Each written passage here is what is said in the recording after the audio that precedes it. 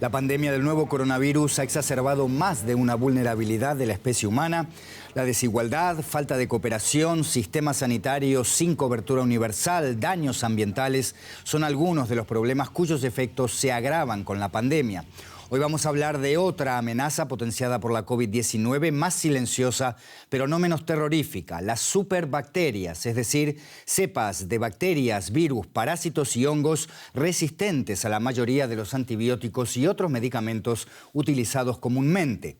Las bacterias multiresistentes a los antibióticos no solo empeoran la respuesta inmunitaria de las personas que sufren enfermedades graves, algo ya de por sí muy alarmante en una crisis sanitaria como la que vivimos, sino que de no tomarse las medidas pertinentes, la Organización Mundial de la Salud considera que las superbacterias podrían protagonizar la próxima pandemia.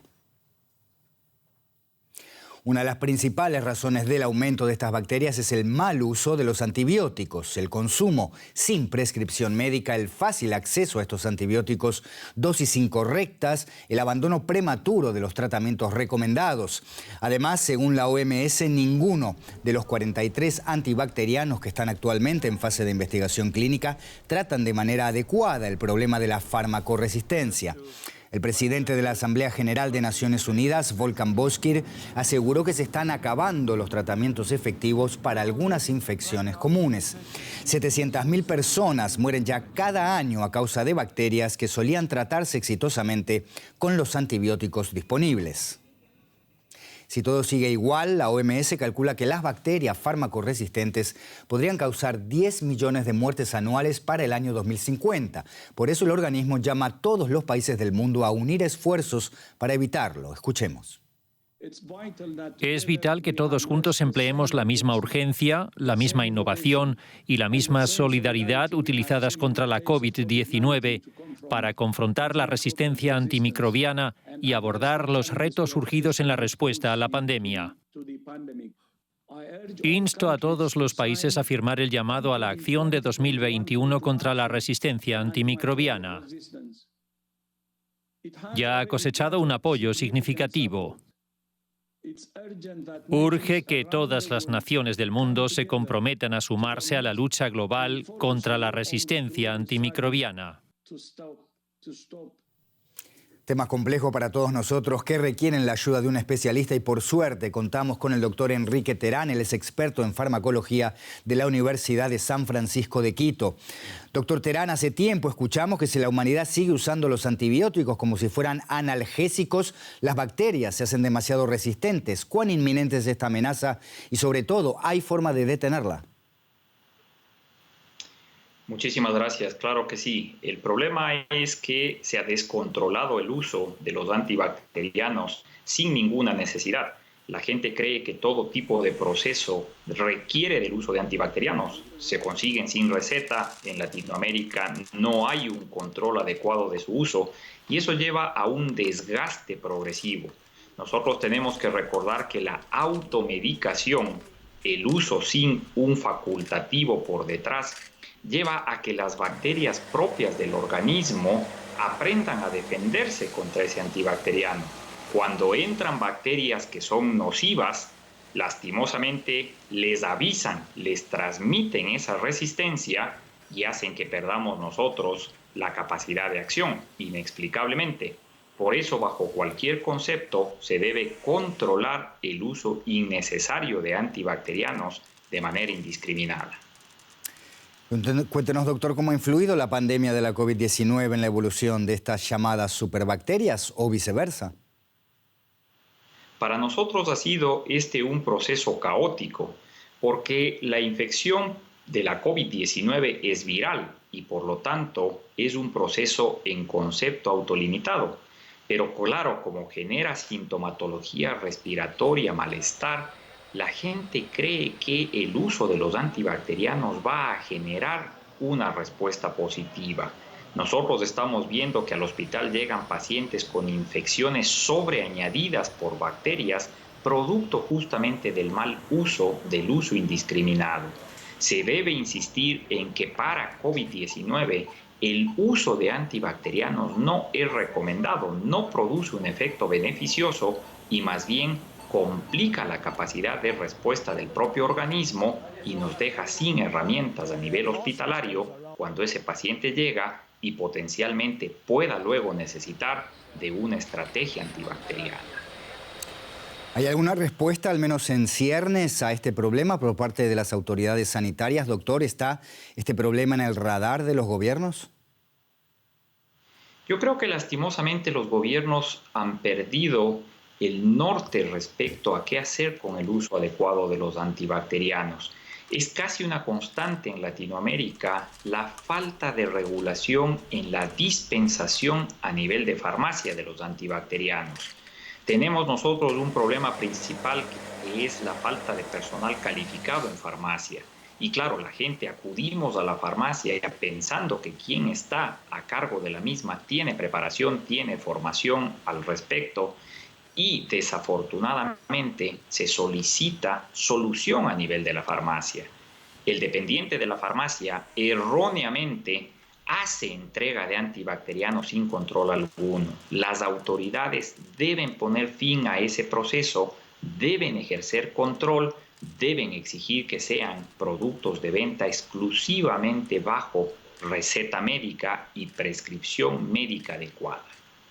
Ahora, es imposible que las autoridades no sepan cuál es el efecto de este uso indiscriminado de los antibióticos. ¿Por qué no ponen en marcha los controles necesarios? Creo que en parte viene de una falta de adecuada capacidad de control. Nosotros debemos ser todos artífices de un proceso que sea sinérgico, es decir, que sea sumativo. Por un lado, la empresa farmacéutica. Los laboratorios tienen que recordar que por ley sus productos son de venta bajo receta. 2. Los prescriptores, los médicos, no podemos recomendar por teléfono, por mensaje, cómprese esto en la farmacia, porque no hay receta por detrás. 3. Las farmacias tienen que exigir la presentación de la receta y quedarse con la misma para evitar autocompra posterior. Ahora que estamos de moda la compra por teléfono, la compra por internet, de igual manera se tiene que recabar la receta al momento de entregar la medicación. Y 4, la autoridad debe imponer las sanciones del caso cuando no se está cumpliendo con algo tan sensible y tan importante como esto. Doctor, cuéntenos brevemente, ¿está la ciencia médica en condiciones de responder con la rapidez necesaria, es decir, desarrollando antibióticos más eficaces a medida que aparecen estas superbacterias? Esta es una historia de nunca acabar. Para que todos quienes nos escuchan puedan tener una idea, desarrollar un antibacteriano nos lleva a nosotros alrededor de 10 a 12 años de investigación. ¿Sabe cuánto tiempo se demoran las bacterias en generar resistencia? Menos de 12 meses. Está clarísimo quién es inteligente y por lo tanto no podemos nosotros acaparar producción de nuevos agentes que van a ser rápidamente mal utilizados. Doctor Enrique Terán, de la Universidad San Francisco de Quito, muchísimas gracias por estas apreciaciones. Hasta la próxima. Todo un gusto, siempre a las órdenes. Un país en el que las superbacterias están muy presentes es la India. Sin embargo, lo que está realmente preocupando allí es el brote de coronavirus que ha doblegado a todo el país y que mantiene a su sistema sanitario totalmente colapsado. Las autoridades han extendido por una semana el confinamiento en Delhi, la capital, pero los hospitales continúan al máximo de su capacidad. Encontrar una cama libre, incluso un lugar para velar a los muertos, es prácticamente imposible. Calles desiertas, tiendas cerradas. Delhi tiene el mismo aspecto que tenía en 2020, al comienzo del estricto confinamiento en la India. La diferencia es que actualmente las cifras diarias de contagios son mucho peores. Ahora la capital del país impuso 6 días de cierre y el silencio reina de nuevo. La situación es diferente en el mayor hospital de Delhi, donde los pacientes continúan llegando aunque ya se encuentra al límite de su capacidad. Muchos familiares de pacientes internados acampan aquí ante el hospital. Prefieren estar cerca de sus seres queridos a tener que regresar a casa por el toque de queda. Estas mujeres han pasado los últimos días juntas. Se conocieron el sábado cuando sus esposos fueron admitidos al presentar síntomas graves. Preti Duvey salió a las 9 de la mañana en busca de ayuda. Luego de haber sido rechazados en 3 hospitales, encontró aquí una cama para su marido 18 horas después. No es tan mayor, solo tiene 33 años. Incluso personas como él pueden desarrollar repentinamente síntomas muy severos, tanto que pensamos que dejaría de respirar. Y debe ser aún peor para gente con patologías previas. A Rina Chauhan le dijeron que su esposo no podría recibir la diálisis que necesita porque tenía síntomas de COVID. Ella luchó por encontrar un hospital que atendiera a ambas cosas, mientras él se quedaba sin aire. No estoy preocupada por mí, solo quiero que mi esposo vuelva a estar como antes. No deseo nada más. No tengo a nadie más que a él y a mis 2 hijos. Ambos pacientes han mejorado.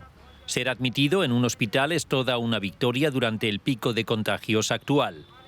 El gobierno de Delhi está transformando estadios y escuelas como esta en centros de COVID para suplir la escasez de plazas hospitalarias. Las 125 camas de este centro estatal se equiparan con tanques de oxígeno y están previstas otras 1.500. Los médicos nos dicen que las instalaciones no son para terapia intensiva. Confían en poder atender aquí a pacientes estables, de manera que se liberen camas de cuidados intensivos en los hospitales. Estamos luchando. Delhi está haciendo todo lo posible por contener las infecciones. Lo principal es la velocidad de los contagios y lo que se pretende con este confinamiento es controlar la rápida propagación para que las infraestructuras e instalaciones sanitarias puedan asumir esa carga. Una carga que es inmensa. Este hospital con 1.500 camas está lleno. Este hombre con dificultades para respirar necesita ayuda, pero le dijeron que debe esperar. En Delhi, la lucha para ayudar a pacientes como él seguirá siendo ardua en los próximos días de confinamiento. Este fue nuestro programa especial de hoy. No olvide, estamos en un momento decisivo de la pandemia. Todos podemos aportar para que dure menos, respetando las restricciones y vacunándonos. Hasta la próxima.